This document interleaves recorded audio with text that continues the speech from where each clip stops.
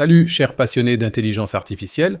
Aujourd'hui, j'ai des nouvelles sensationnelles pour toi, car OpenAI vient de publier une mise à jour vraiment étonnante. La nouvelle API Agents va complètement changer la façon dont les développeurs travaillent avec l'intelligence artificielle. Ce qui se cache exactement derrière tout ça et pourquoi les concurrents chinois comme Manis ripostent déjà, tu le découvriras dans cette vidéo, ça va être incroyable. Mais avant d'entrer dans les détails, jetons un bref coup d'œil en arrière. Depuis que ChatGPT est arrivé sur le marché fin 2022, OpenAI a continuellement ajouté de nouvelles fonctionnalités. Des simples réponses textuelles aux capacités multimodales comme la reconnaissance d'images et audio. Mais les outils annoncés maintenant représentent un bond en avant gigantesque. Imagine, un système qui ne se contente pas de répondre à des questions, mais qui accomplit des tâches de façon indépendante et complètement autonome pour toi. La définition est limpide. Un agent est un système qui peut agir indépendamment pour accomplir des tâches en ton nom. Et OpenAI a enfin fourni les outils aux développeurs pour faire exactement cela. Jetons un coup d'œil aux 3 nouvelles fonctionnalités principales qu'OpenAI a publiées. Premièrement, l'outil de recherche web, Web Search Tool. Enfin, les développeurs peuvent accéder au même système de recherche que celui utilisé par ChatGPT. La particularité. OpenAI a spécifiquement affiné les modèles GPT-4 et GPT-4 Mini pour cela. Ils sont incroyablement doués pour parcourir d'énormes quantités de données web, filtrer les informations pertinentes, puis les citer avec précision dans les réponses. Dans les tests, comme SimpleQA, GPT-4 atteint une précision époustouflante de 90% avec cette fonction de recherche, c'est absolument à la pointe de la technologie. Deuxièmement, l'outil de recherche de fichiers, File Search Tool. Avec cela, les développeurs peuvent télécharger leurs propres documents, PDF et autres fichiers, dans un stockage vectoriel et effectuer des requêtes spécialisées sur eux. La nouveauté ici est principalement que le filtrage par métadonnées est désormais possible. Tu peux ajouter des attributs à tes fichiers et ainsi rechercher spécifiquement uniquement le contenu le plus pertinent. Le scénario est le suivant. Une grande entreprise a des milliers de contrats clients stockés sous forme de PDF. Avec l'outil de recherche de fichiers, ils peuvent maintenant les étiqueter avec des tags comme client premium ou renouvellement de contrat 2024. Lorsqu'une demande arrive comme « Montre-moi tous les clients premium dont les contrats expirent en 2024 », le système peut filtrer spécifiquement exactement ces documents sans avoir à fouiller dans toute la montagne de données. De plus, il existe maintenant un point de terminaison de recherche direct qui te permet de rechercher dans tes stockages vectoriels sans que les requêtes ne soient d'abord filtrées par le modèle. Cela économise du temps et des ressources. Et troisièmement, et c'est le point culminant pour moi, l'outil d'utilisation d'ordinateur Computer Use Tool. C'est comme ça, l'IA peut littéralement contrôler ton ordinateur. Déplacer la souris, appuyer sur des touches, cliquer sur des boutons. Tout ce que tu ferais manuellement. C'est particulièrement excitant pour les machines virtuelles ou les applications héritées qui n'ont pas d'interface API. Voici un exemple concret de la démonstration d'OpenAI. L'agent a été chargé de commander une veste Patagonia. Il a ouvert de façon autonome le navigateur, navigué vers le site web de Patagonia, recherché des vestes noires, filtré les résultats, sélectionné une veste appropriée et l'a ajoutée au panier. Tout cela basé sur la simple instruction « Trouve-moi une veste noire Patagonia ».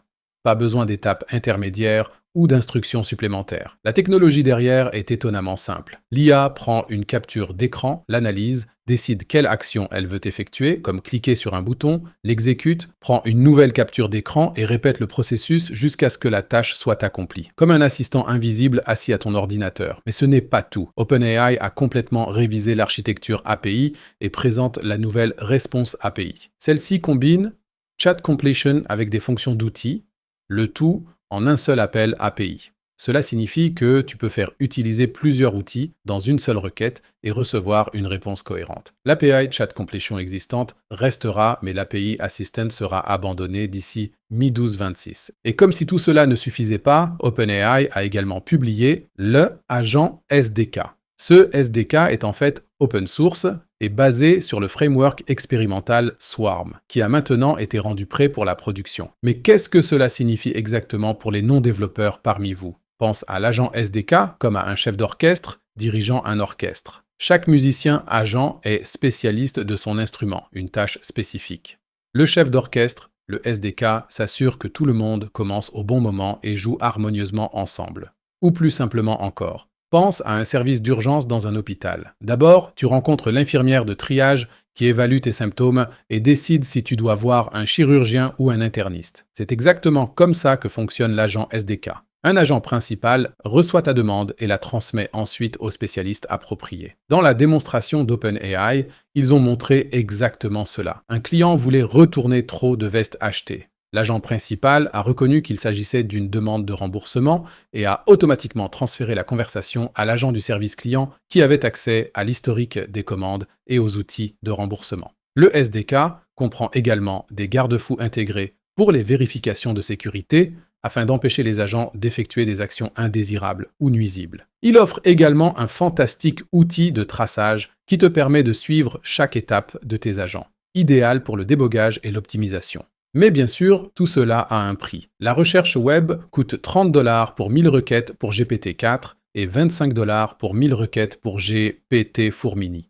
La recherche de fichiers coûte 2,50 $ pour 1000 requêtes, plus les coûts de stockage de 10 centimes par Go par jour. Le premier Go est gratuit. Et l'outil d'utilisation d'ordinateur coûte 3 $ par million de tokens d'entrée et 12 $ par million de tokens de sortie. Pour comparer, Google propose actuellement sa fonction Grounding with Google Search gratuitement, du moins pour l'instant. Cela pourrait être un facteur décisif pour de nombreux développeurs. Les coûts pour le stockage vectoriel sont également relativement élevés, mais OpenAI argue que l'intégration transparente justifie ces suppléments de prix. Mais alors qu'OpenAI célèbre ses innovations, une concurrence massive se forme déjà en Extrême-Orient. Le même jour où OpenAI présentait sa nouvelle API Agent, la start-up chinoise Manis AI a annoncé un partenariat stratégique avec l'équipe Qwen d'Alibaba. Un véritable coup de tonnerre. Manis affirme avoir développé le premier agent IA universel au monde qui fonctionne comme un employé numérique, sans avoir à lui expliquer chaque petit détail. Il accepte simplement un objectif final et le met en œuvre de manière indépendante. Certains disent même qu'il surpasse Deep Research d'OpenAI en termes d'autonomie. Examinons objectivement les forces et les faiblesses des deux approches. Commençons par les avantages de l'API Agent d'OpenAI. Premièrement, OpenAI est une marque établie avec un soutien massif de Microsoft derrière elle. Deuxièmement, ils disposent de modèles robustes qui ont été largement testés. Troisièmement, ils jouissent de la confiance des entreprises occidentales et offrent une meilleure clarté juridique. Et quatrièmement, ils fournissent des outils de traçage transparents pour le débogage et la surveillance. Mais bien sûr, il y a aussi des inconvénients. L'API Agents d'OpenAI a des coûts plus élevés que de nombreuses alternatives sur le marché. L'outil d'utilisation d'ordinateur est encore très buggé et n'atteint qu'un taux de réussite de 38%. De plus, OpenAI a des cycles de développement relativement lents par rapport aux startups agiles. Et enfin, il existe une certaine dépendance à l'écosystème OpenAI, ce qui peut en partie conduire à un verrouillage du fournisseur. Regardons les avantages de Manis AI en comparaison. Manis offre soi-disant une plus grande autonomie pour les tâches complexes. Ils ont une structure de prix potentiellement beaucoup moins chère. Leurs cycles d'innovation sont plus rapides que ceux des grandes entreprises. Et grâce au partenariat avec Alibaba, ils ont accès à des ressources massives. Mais Manis a aussi ses faiblesses. Il y a moins de transparence concernant les mesures de sécurité et la protection des données. Il existe des préoccupations potentielles concernant les normes occidentales de protection des données. Leurs produits ne sont pas encore aussi largement testés et vérifiés que ceux d'OpenAI. Et enfin, il y a une disponibilité limitée en dehors de l'Asie. La question du timing est intéressante. OpenAI a-t-elle publié ses fonctionnalités de manière précipitée pour répondre aux rumeurs croissantes sur les progrès de l'IA chinoise? Cette nouvelle vague de fonctionnalités déplace-t-elle réellement l'aiguille ou n'est-ce qu'un correctif pour gagner du temps? Un autre facteur important est le prix. Alors que la solution d'OpenAI peut être appropriée pour les entreprises, certaines startups chinoises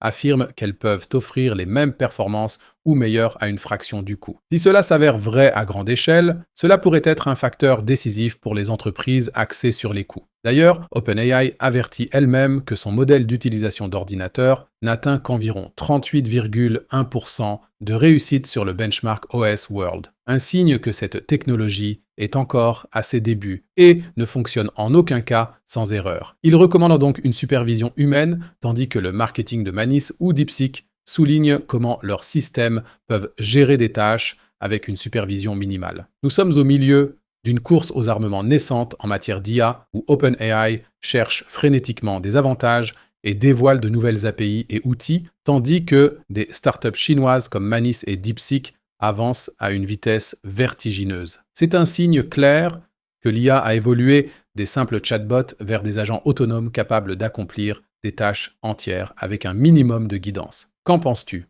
La nouvelle API Agents d'OpenAI est-elle la grande percée ou des entreprises comme Manis AI avec leur partenariat Alibaba auront-elles l'avantage?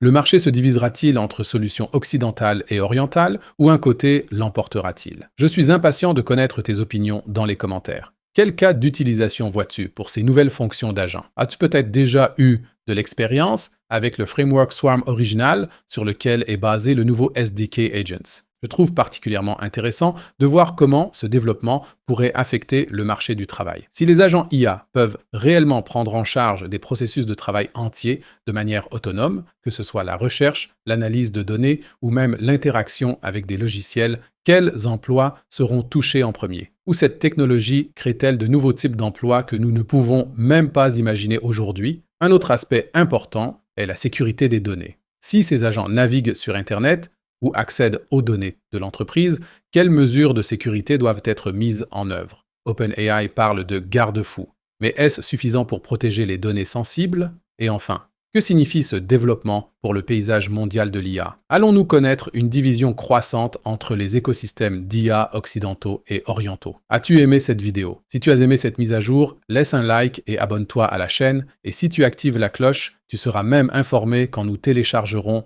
une nouvelle vidéo. J'espère te voir la prochaine fois. D'ici là, reste authentique.